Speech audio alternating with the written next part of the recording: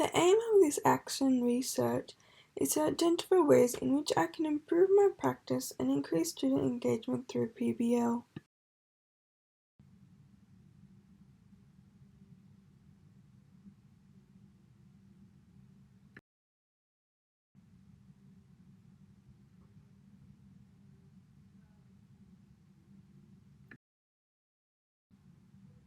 This research will be conducted in a multicultural public school in southwest Sydney, with a high number of students whose home environments are affected by social, economic and familial hardships. These factors have negatively impacted students' relationships with education. Students are culturally, intellectually and socially diverse, with more than half the cohort performing below stage levels, especially for mathematics. To counteract this disadvantage, the school's philosophy ensures students are at the center of their education through experiential learning intertwined with technology such as iPads and robotics to alleviate the pressures on families. Well-being is a major focus of the school as they inspire students to prosper by encouraging high expectation and positive behavior for learning. This research will be implemented in a Year 3 classroom where displays will be organized to inspire students to engage in meaningful and learning conversations. The teacher's pedagogy is strongly aligned with the school's teaching philosophy, as my mentor implements experiential learning with the use of technology. He has a keen interest in his students and practices positive reinforcement. However, the teaching strategies used in maths lack the incorporation of high cognitive, affective, and operative dimensions. Whilst learning is relevant, the high number of behavior problems in the school means the focus is on compliance rather than engagement.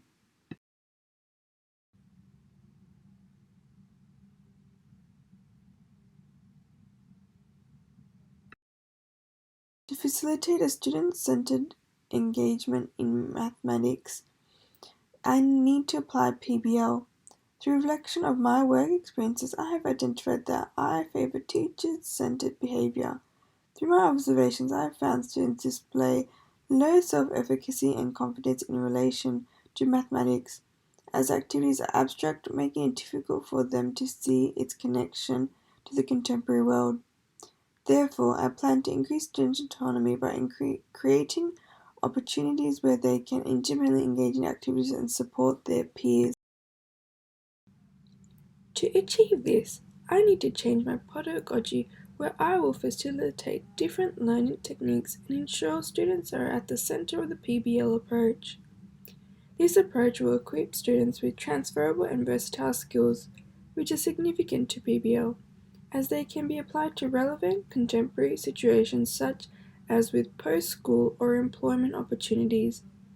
These mentioned skills will also increase ELD students' literacy and social interaction skills. Comparatively, students are currently prescribed with abstract mathematical activities that hinder on their chances of engaging in higher-order thinking skills.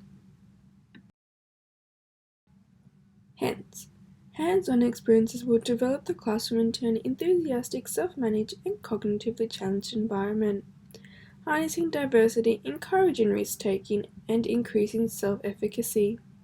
However, it is acknowledged that it can be challenging to apply PBL in terms of time limitations of the curriculum.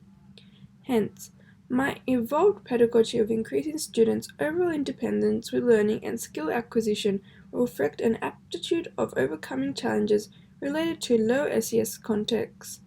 While focusing on their autonomy, it is anticipated that students' confidence will increase and lead them to develop positive relationships and outlook towards education. I aim to achieve this by refining my practice to align with the graduate teacher professional standards for my own professional development. The following slides show the outcomes and lessons of multi-engaging mathematical experiences.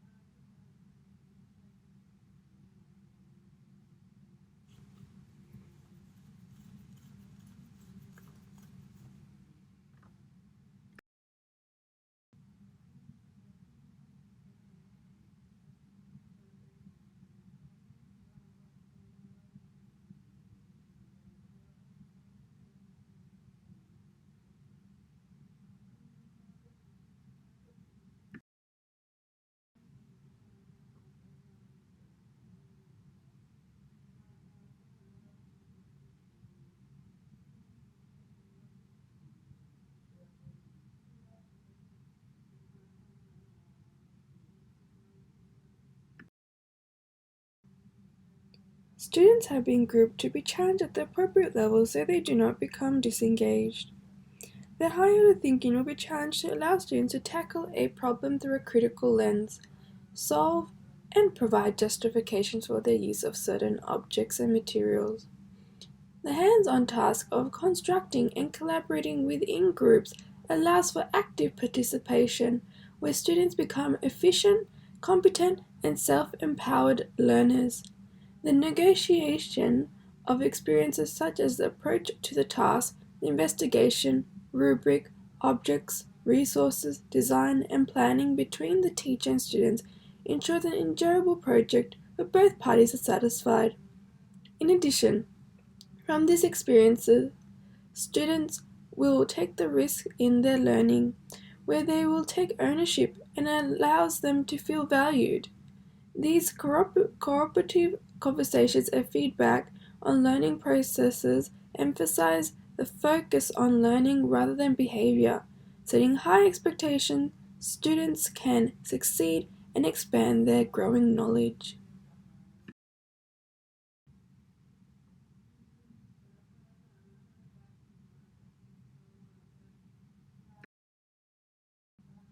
In conjunction with syllabus outcomes, I'll be collecting data and analyzing them against the MEE framework to evaluate student achievement and engagement and my pedagogical shift towards a student-centered approach through PBL to inform my future practices. The collective towers constructed will be the summative assessment, whereas the individual logbooks will be the formative assessment of the learning process. As groups are constructing the models, I'll be taking multiple photos throughout the construction to track their progress and annotate it against the criteria, noting changes towards engagement. Since work samples can be interpreted subjectively, I'll be combining data to highlight justifications for the design and critique them with my mentor to increase objectivity. Each lesson, student behavior will be documented throughout the learning process. These observations will determine the effectiveness of student participation. To support my teaching practice, I will make relevant connection to the analysis criteria in the comments section. For convenience, these schedules will be completed on my iPad as I circulate throughout the classroom. The practicality and efficiency of observational data allows me to step back as a facilitator and collect nuances of learning and allowing students to take responsibility of their learning. However, I'll be mindful of a few limitations such as scrutinizing my own bias due to the high subjectivity of observational notes. Acknowledging students may alter their performance when observed, and managing the multitasking of viewing a record and recording simultaneously. Therefore, my mentor will also be taking notes, and I will strive to collect substantial evidence for valid analysis, as this data will enable me to see the level of engagement throughout the learning process. Each lesson, students will use the real framework questions that provoke feelings, thoughts, and actions to evaluate their learning to obtain a holistic view of engagement. These questions provide me with a direct insight into students' motivation and engagement, as the logbooks will allow them to reflect on their learning process. However, some students may have trouble when articulating their effective engagement. Therefore, we will be able to document it in a way that is meaningful to them by writing, drawing, or recording. Self-assessment is a key inside a classroom characteristics, which provides an insight into the impact of my pedagogical change, but also develops students' metacognitive skills. All the data can be collated to support in adjusting my future teaching practice in personalized and differentiated learning. The MEE framework and syllabus outcomes will be used to analyze the data sources of information to evaluate the experience of participating in mathematics, as engagement is multidimensional. The data will reveal both product and processes of learning. For instance, work samples are more effective in evaluating achievement against associating outcomes. Comparatively, my observation notes would detail students' behaviors negotiating the learning process and student self-assessments to discover the insights of the experience. I am provided with direct feedback on my pedagogy as students are empowered to inform me of their learning, with the way my actions influence their responses.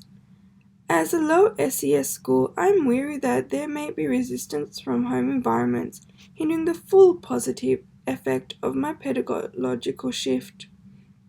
Additionally, as all students are unique and have different ways of displaying their cognitive, affective, and operational dimensions, it is not have an equal weighing on engagement for all. This individuality makes me skeptical in our ability to judge others' motivation, as it is an internal state of mind. Therefore, markers of engagement need to be modified to ensure motivation is considered as a personal factor. Although this will be time consuming, this will capture the qualitative and quantitative nature of the data and identify the activities and actions promoted by student engagement and aspects of my teaching pedagogy that are effective.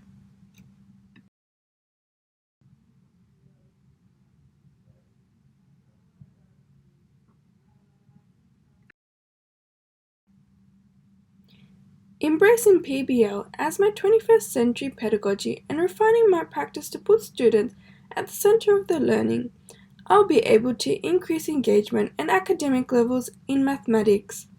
Although students have been found to have high engagement with hands-on projects, I will take into consideration that the full effects will be present over time, due to mentioned attitudes around maths.